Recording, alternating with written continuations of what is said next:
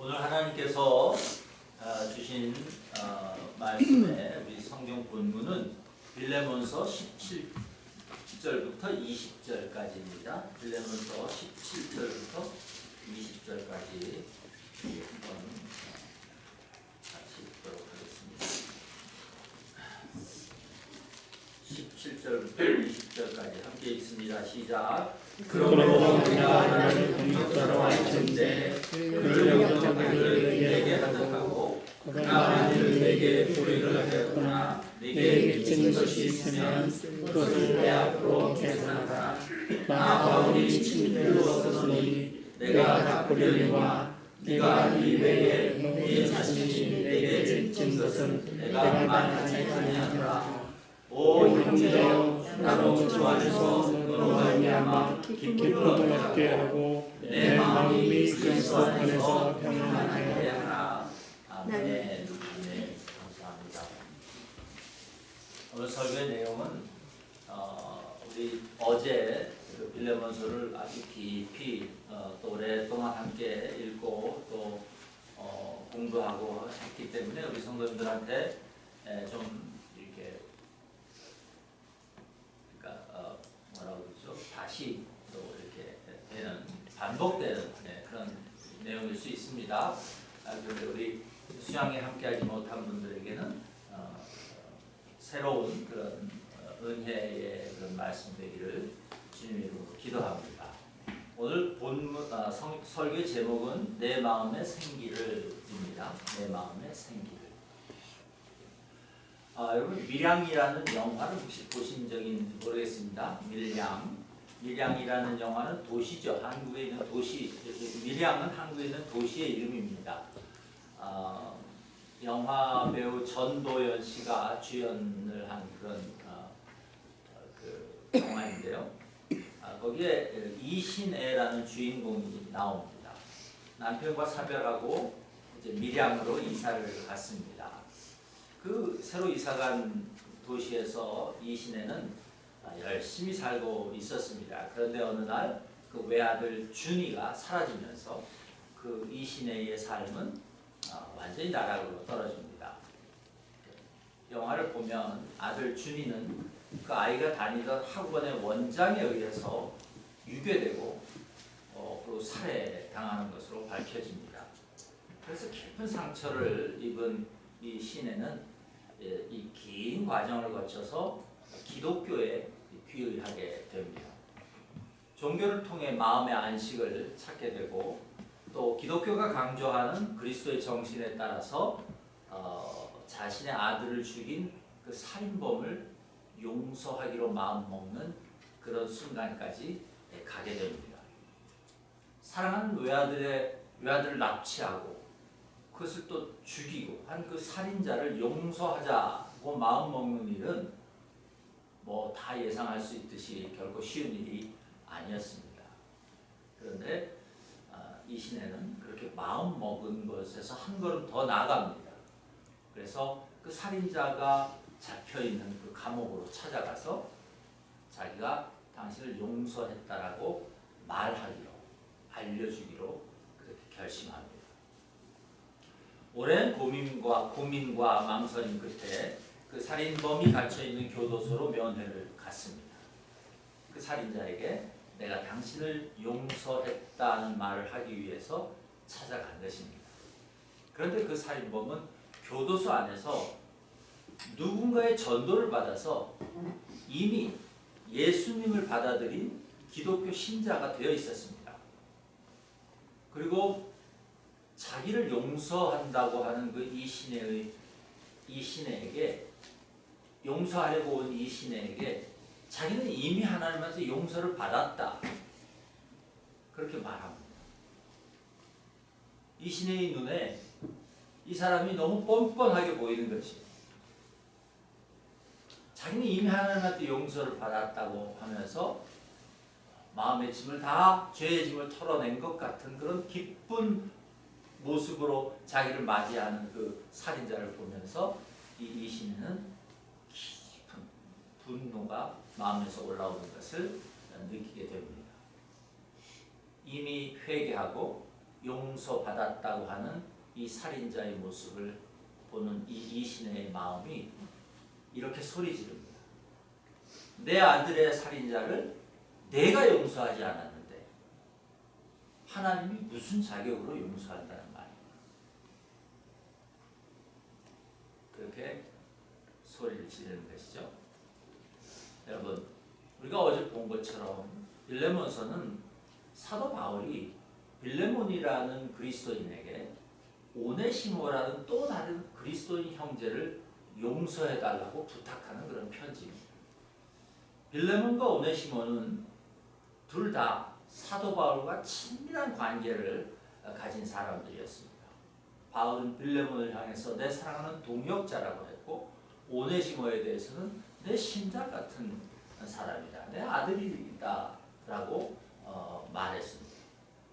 두 사람 다 바울의 전도를 받아서 전도를 통해서 예수 그리스도의 제자가 된 사람들이었던 것입니다. 빌레몬이 먼저 바울을 만나서 그리스도인이 되었고, 오네시모는 나중에 바울을 통해서 그리스도인이 되었습니다. 둘 다 참되고 충성된 그리스도인이 되었고, 교회 리더가 되었고, 사도 바울을 극진히 섬기는 동역자가 되어 있었습니다. 그런데 바울이 그 오네시모가 그 옥에 갇혀 있는 자기를 옆에서 극진히 보살피고 있는 그 오네시모가 자기를 만나기 전에 빌레몬이 집에 있던 종이었다는 사실을 알게 됐습니다. 더군다나 오네시모는 그 빌레몬의 집에서 도망친 노예였으며 뭔가를 훔쳐서 가지고 나온, 도둑질해서 나온 그런 것이었습니다. 그 당시 종이 주인의 집에서 무단으로 도망을 치는 것도 큰 죄인데 거기에 절도의 죄까지 더해졌으니 이것은 큰 죄를 범하는 것이었습니다. 그럼에도 불구하고 바울은 오네시모가 빌레몬에게 돌아가서 빌레몬의 용서를 받아야 한다고 결정합니다. 그리고 오네시모를 설득합니다. 그렇게 해서 오네시모는 바울의 설득을 받아들였고 이 편지가 쓰여진 것입니다. 그리고 골로새서를 보면 이 오네시모가 바울의 편지를 가지고 빌레몬에게로 가는 것을 알게 됩니다. 그런데 바울은 단순히 가서 과거에 있었던 죄를 용서받는 것, 그러니까 빌레몬이 오네시모를 받아들이면서 단순히 과거의 죄를 용서하는 것을 넘어서서 이제 그를 더 이상 종이 아니라 형제로 받아달라고 간곡히 부탁하는 모습을 우리가 빌레몬서에서 읽을 수 있습니다. 바울과 오네시모는 왜 이런 일이 필요하다고 생각하게 되었을까 하는 것입니다. 우리 어제 수양회에서는 잠깐 말씀을 나누었지만 둘 다 훌륭한, 회개하고 훌륭한 그리스도인이 되었습니다. 그냥 놔두면 서로의 자리에서 훌륭한 그리스도인으로 잘 살 수 있었을지도 모릅니다. 그런데 바울은 그 어렵고 힘든 용서의 일, 화해하는 일을, 회개하는 일을 지금 요구하고 있는 것입니다. 왜 바울은 그것이 필요하다고 생각했고 오네시모는 왜 그 어려운 일을, 빌레몬을 찾아가면 자기 목숨을 잃을, 사형을 당할 수도 있는 그런 일을 감행하게 되었을까 하는 것이죠. 저는 그 답이 20절에 있다고 생각했습니다. 20절, 빌레몬서 20절을 읽어보면 이렇게 우리 개역개정이 되어 있습니다. 오 형제여, 나로 주 안에서 너로 말미암아 기쁨을 얻게 하고 내 마음이 그리스도 안에서 평안하게 하라. 여기서 오 형제여 하고 그 형제는 빌레몬이죠. 빌레몬에게 지금 하는 말이죠. 그러니까 바울은 지금 기쁨이 없고 이 일이 이루어지지 않으면 기쁨이 없고 또 평안하지 못하다는 것입니다. 그래서 기쁨을 얻고 평안을 얻기 위해서는 이 일이 필요하다고 생각했던 것이죠. 이것을 천주교 성경은 이렇게 번역했습니다. 들어보세요. 형제여, 나는 주님 안에서 그대의 덕을 보려고 합니다. 그리스도 안에서 내 마음이 생기를 얻게 해주십시오. 그렇게 천주교 성경은 번역했습니다. 기쁨을 얻게 하고 또 덕을 보려고 합니다. 유익을 얻고 싶다는 것이죠. 어떤 유익입니까? 마음의 평안을 얻는 유익이죠. 문장의 그 형태로 보면 천주교 성경에서는 마음이 생기를 얻는 유익이라고 했습니다. 여기서 우리 개역개정이 평안이라고 번역한 그 헬라어 단어는요, 헬라어 사전을 보면 쉼, 멈춤, 휴식 그런 의미를 가지고 있습니다.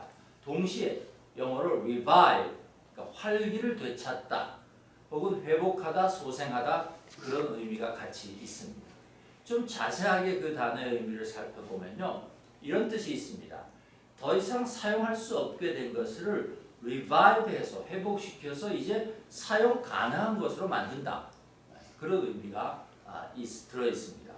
이 단어가 군대 용어로 사용될 때에는 그 당시에 군대가 행군을 하다가 지쳐서 이제 병사들이 지쳐서 더 이상 행군을 할 수 없을 때 그 병사들을 쉬게 하는, 그 휴식을 취하는 그런 단어로 이것이 쓰였습니다.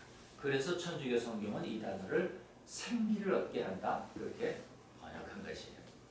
다시 말해서 바울의 마음이 생기를 필요로 하고 있었다는 것이에요.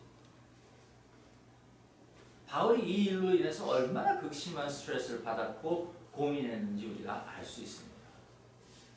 빌레몬도 바울이 사랑하는 자요, 오네시모도 바울이 사랑하는 자.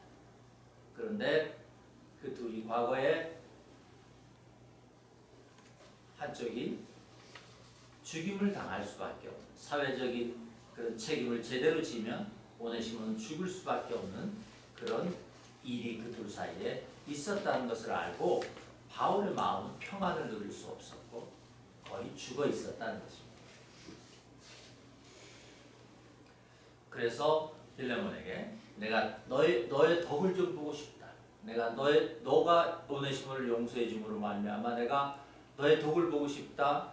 내 마음이 다시 평안을 누리고 싶다. 내가 생기를 되찾고 싶다. 지금 그렇게 말한 것이죠. 그런데 바울이 단지 자기의 평안을 위해서, 자기가 생기를 얻기 위해서 그랬을까? 그것은 아니겠죠. 바울은 오네시모가 함께 생기를 얻기를 원했을 것입니다. 왜냐하면 바울이 오네시모를 자기의 뭐라고 했습니까? 심장이라고 했습니다. 그러니까 바울의 심장이에요, 오네시모가. 바울이 평안하지 않고 바울에게 생기가 없는데 오네시모에게가 평안을 누리고 오네시모에게 생기가 있을 리가 없습니다. 둘은 그런 관계에 있었던 것이죠. 지금 바울은 오네시모와 자기를 동일시하고 있는 것입니다. 다시 말씀드리지만 오네시모도 빌레몬과 바울의 관계를 알게 된 후 거의 죽은 사람이나 마찬가지로 지냈을 것이고, 오네시모는 바울을 존경하고 바울을 아버지처럼 따랐어요. 그런데 자기가 도망쳐 나온 자기가 죄를 지은 그 빌레몬, 그가 바울과 또 놀랍고 아름다운 관계로 하나님의 나라를 만들어가고 있었다는 것을 안 오네시모는 얼마나 마음이 답답했겠습니까? 오네시모가 자기의 심장이었다고 말한 바울이 답답했으니 오네시모도 당연히 같은 답답함을 가지고 있었을 것입니다. 그래서 오네시모와 빌레몬 사이에 있었던 그 과거의 일을 그냥 놔두고는 지금 오네시모나 바울이나 둘 다 평안을 누릴 수 없는 것입니다. 좀 적나라하게 얘기하면 속이 지금 답답해 죽을 지경인 것입니다. 답답해 죽을 지경인 것입니다. 그런데 그 두 사람의 속을 시원하게 해줄 수 있는 사람은 빌레몬밖에 없었습니다. 그래서 바울과 오네시모는 빌레몬에게 우리의 속에 생기를 넣어달라 지금 부탁을 하기로 결정한 것입니다. 사랑하는 성도 여러분들, 우리는 모두 하나님의 용서를 받아야 합니다.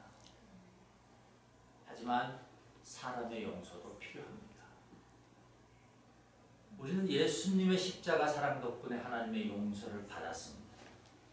그러나 그럼에도 불구하고 여전히 사람의 용서를 필요로 하는 죄인들입니다. 하나님께서 죄인들을 용서하신다는 것이 기독교 복음의 핵심이고 성경 전체의 주제입니다. 그러나 제가 어제도 말씀드렸지만 하나님이 우리를 용서하시는 것은 공짜가 아닙니다. 절대 하나님은 우리를 공짜로 용서하지 않으셨습니다.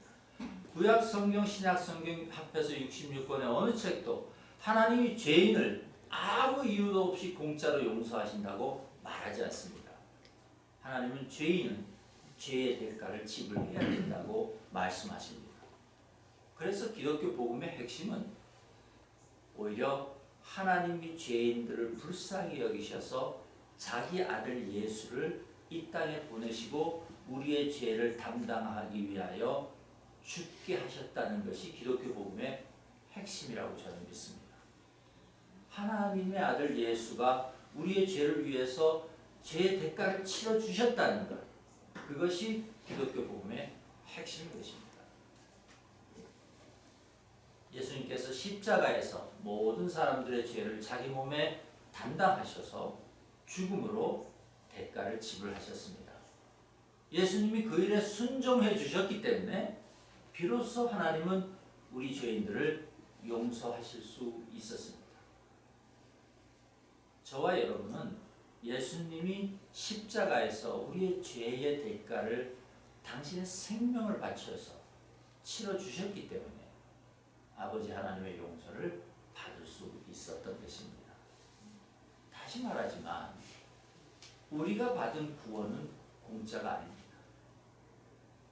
우리는 공짜로 받은 것이 아닙니다.